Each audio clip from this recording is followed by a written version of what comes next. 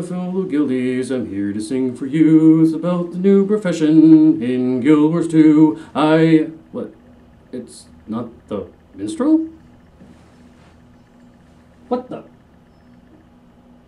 Oh, the last profession is the Mesmer. Nice one, ain't it? What up guys, this is Sabre from vidu.com, another Guild Wars 2 info update for you. And yes, finally we have the final profession of the Guild Wars 2 game, the Mesmer, which if you followed me about 2 years ago, I kind of said that already. But hey, suspension is always good.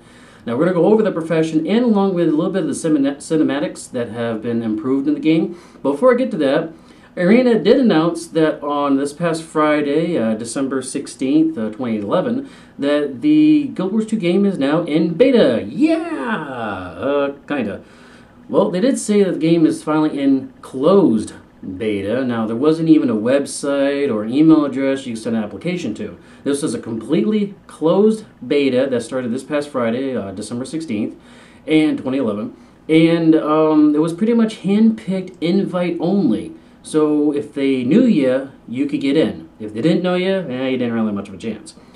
So right now, the beta is going on as we speak, the closed beta.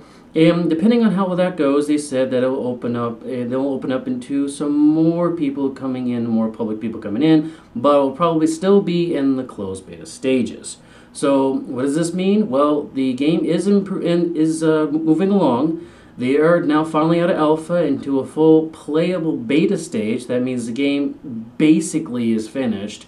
And it pretty much is in the polishing, tweaking, balancing sort of stages of the game before it's released into more and more of the public. So the good news is it's in beta. Bad news is we still gotta wait a little bit longer, guys, alright? So moving on now, we are going to go to the Mesmer. Now this is the 8th and final profession in the Guild Wars game.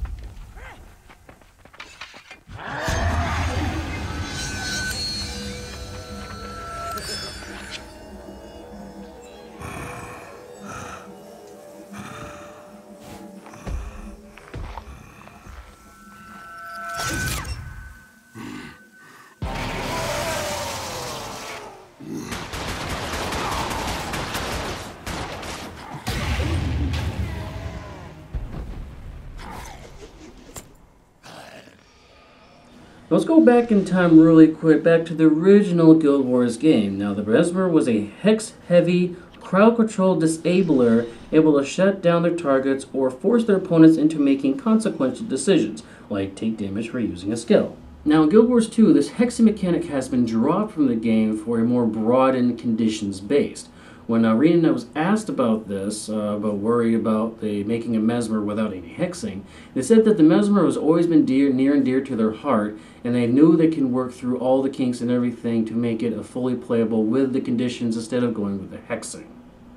Mesmer have a wide range of weapons at their disposal, which is surprising considering that it is a scholar-based profession, meaning that it is a light armored category and more of a caster role.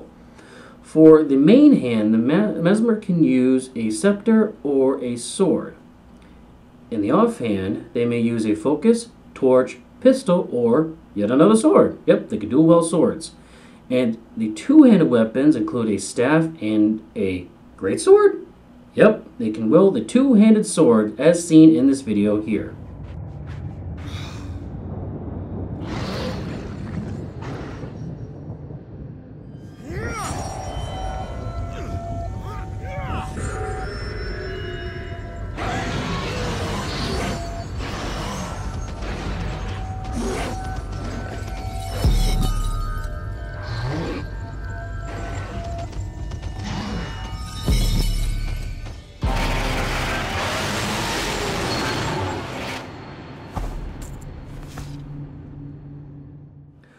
Also, for the aquatic weapons, they may use a spear or a trident. So even underwater, they're actually able to go ranged or close quarters with a wide range of weapons and abilities to use them.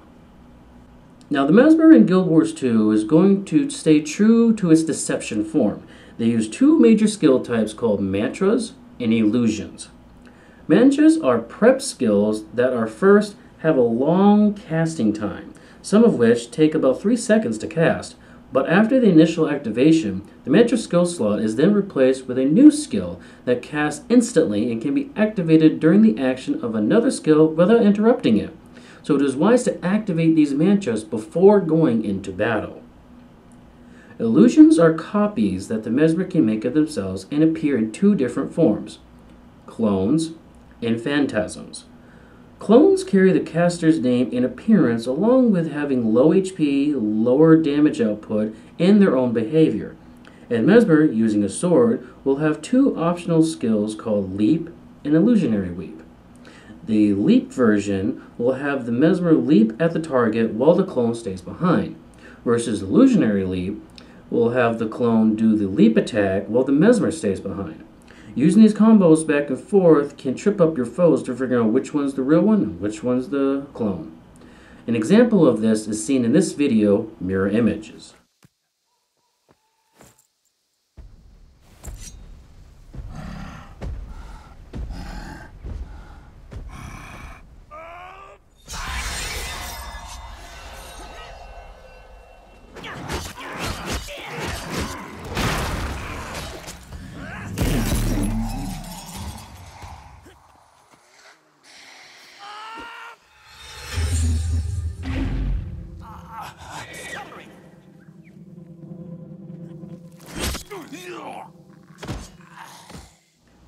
Phantasms like clones do look like the caster, but do not carry their name, and they hold a special illusionary weapon. These are more powerful in the sense that they deal more damage and have more health than the clone counterparts.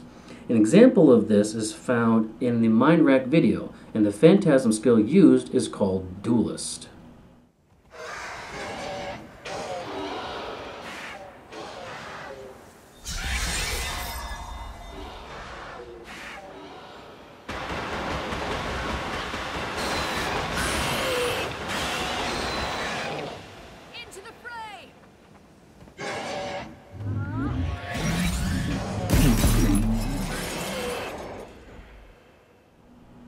In the Mind Rack video and in the other video for Mirror Images, you are actually able to see the Phantasm's clones break and deal damage. Well, this is one of the Mesmer's abilities called Shattering.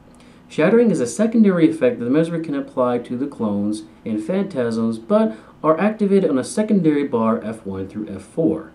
The skills are Mind Rack, which we saw in the video that deals damage to nearby foes, Cry of Frustration, which applies a new Confused condition where the target takes damage each time they activate a skill. This is stackable and removable.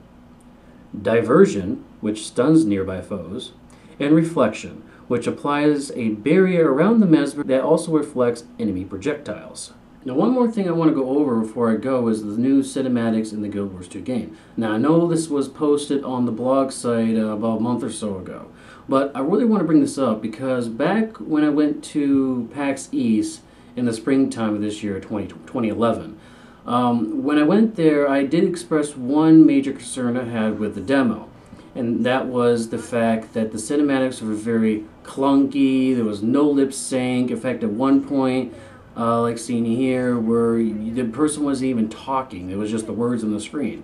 So it was very out of sync with itself. So this is one of the things I actually expressed to Eric Flonham when I was talking to him at the event. But as you see the newer cinematics that were released on their blog site seen here, that the lip sync is more right with the words and they actually have better facial expressions. One particular one I want to point out is this one, which was the example A shown on the same blog site, where Natasha talks to the sergeant. I'll go. Captain Thackeray's never failed Divinity's Reach. If I can help him, I will.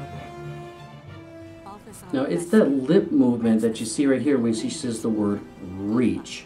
It's right in sync with the audio, and it accentuates how much passion and how much work they're actually putting into the lip syncing with all these cinematics.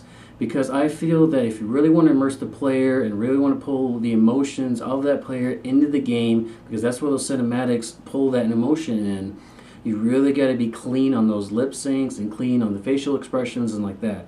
And bringing that, actually saying they're doing this and actually showing a great example of having to do that, they are really working well on this game in order to do that, Guild Wars 2. Alright guys?